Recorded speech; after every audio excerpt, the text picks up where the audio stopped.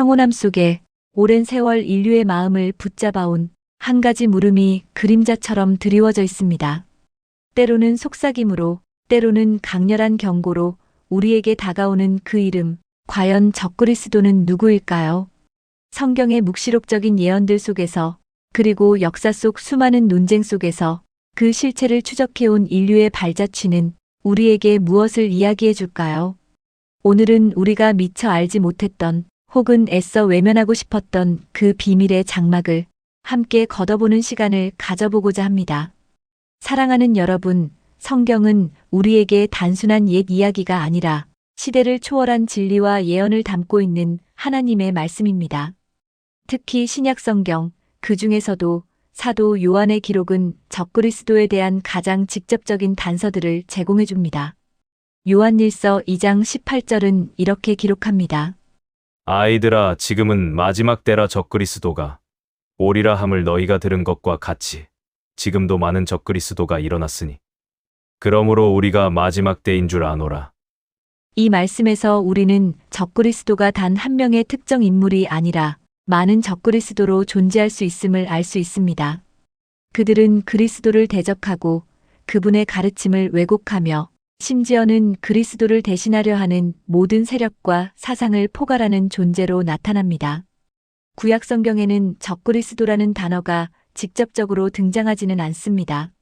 하지만 하나님을 대적하고 그분의 백성을 핍박하는 수많은 인물과 세력들의 모습 속에서 우리는 적그리스도의 그림자를 엿볼 수 있습니다.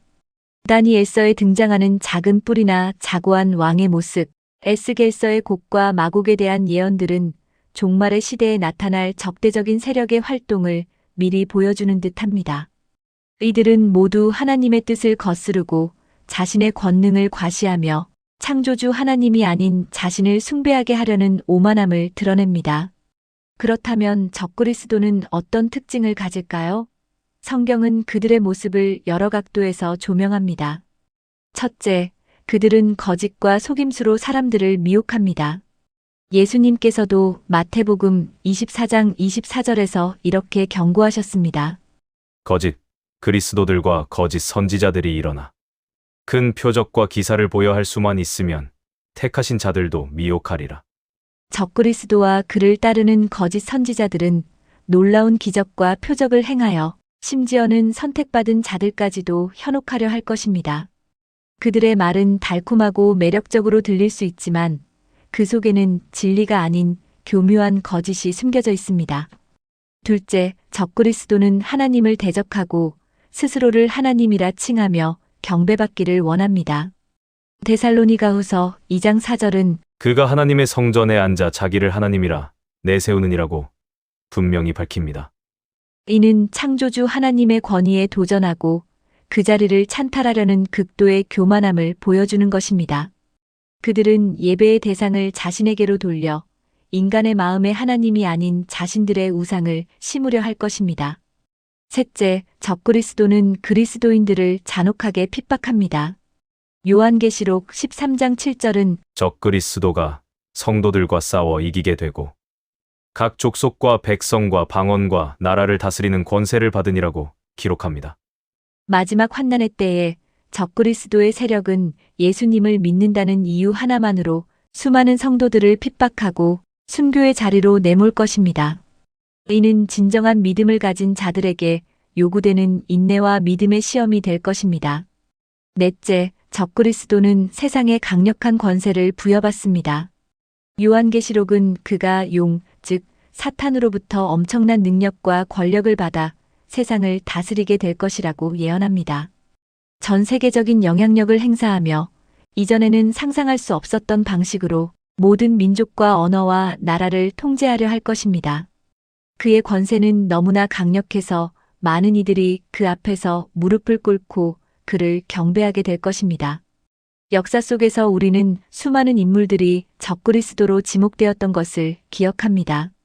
로마의 네로 황제, 프랑스의 나폴레옹, 독일의 히틀러, 러시아의 스탈린 등 시대마다 극악무도한 폭군들이 인류를 고통스럽게 할 때마다 사람들은 그들에게서 적그리스도의 그림자를 보았습니다. 특히 요한계시록 13장에 나오는 666이라는 숫자는 지금까지도 수많은 논쟁과 추측을 불러일으키는 미스터리로 남아 있습니다. 어떤 이들은 특정 인물의 이름에서, 또 어떤 이들은 특정 체제나 사상에서 이 숫자의 의미를 찾으려 노력해왔습니다. 이는 적그리스도에 대한 인류의 지속적인 관심과 두려움을 보여주는 증거입니다. 더 나아가 적그리스도에 대한 해석은 특정 인물에만 국한되지 않습니다. 요한일서가 많은 적그리스도를 언급했듯이 적그리스도는 특정 인물뿐만 아니라 그리스도의 가르침과 복음을 왜곡하고 대적하는 모든 사상과 이념, 그리고 세상의 세력을 의미할 수 있습니다. 예를 들어 하나님을 부인하고 인간의 이성이나 물질만을 숭배하는 무신론적 사상, 혹은 인간을 신격화하고 스스로를 구원자로 내세우는 모든 형태의 우상 숭배 역시 적그리스도적인 정신의 발현이라 할 수 있습니다. 이들은 미묘하게 우리의 삶 속에 스며들어 우리가 진정한 진리를 분별하지 못하도록 혼란을 야기할 수 있습니다. 사랑하는 성도 여러분, 그렇다면 우리는 이처럼 강력하고 교묘한 적그리스도의 미혹에서 어떻게 벗어나야 할까요? 성경은 우리에게 분명한 해답을 제시합니다. 바로 영적인 분별력과 깨어있는 믿음입니다. 요한일서 4장 1절은 사랑하는 자들아, 영을 다 믿지 말고 오직 영들이 하나님께 속하였나 분별하라. 많은 거짓 선지자가 세상에 나왔음이라고 권면합니다. 우리는 세상의 모든 가르침과 주장을 무비판적으로 수용해서는 안 됩니다. 오직 하나님의 말씀인 성경을 기준으로 삼아 진리와 거짓을 분별하는 지혜로운 눈을 가져야 합니다. 또한 우리는 항상 깨어 기도하며 우리의 믿음을 굳건히 지켜야 합니다. 마지막 때가 가까울수록 적그리스도의 활동은 더욱 활발해질 것이며 그들의 유혹은 더욱 교묘하고 강렬해질 것입니다. 예수님께서도 너희는 스스로 조심하라. 그렇지 않으면 방탕함과 술, 취함과 생활의 염려로 마음이 둔하여지고 뜻밖의 그날이 덫과 같이 너희에게 임하리라고 경고하셨습니다.